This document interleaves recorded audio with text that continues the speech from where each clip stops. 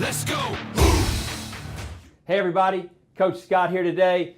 And last week I talked about relationships and I talked about hurt people hurting people. And I got so much response on that and people asking me to weigh in on that a little bit differently. And so I want to talk to you today about 3 common mistakes on building lasting relationships.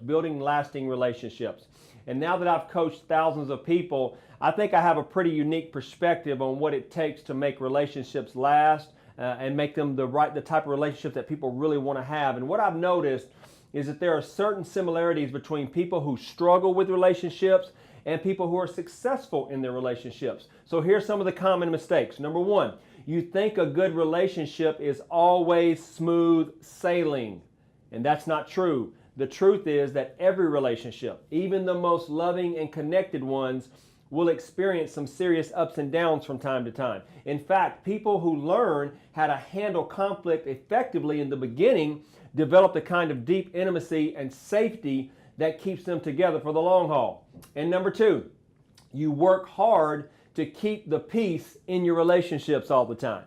You see, going with the flow is okay. That's okay.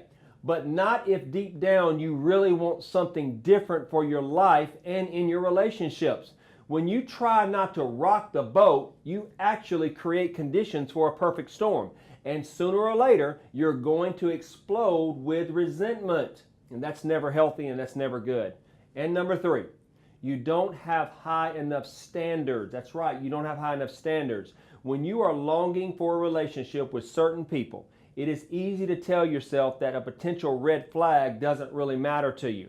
But if you aren't clear on what you want, and you're not clear on setting the high standards that you need, you'll end up spending precious time with people who will never be able to create the relationship that you want. And what most people want is true authenticity. And for a relationship to work, you need to be real. You need to be real with yourself and with others. And when you tiptoe around and hide what you really want, or you pretend something is not important to you, you're not building a true and lasting relationship. What you are building is a house of cards. And that house of cards will inevitably collapse at the smallest obstacle.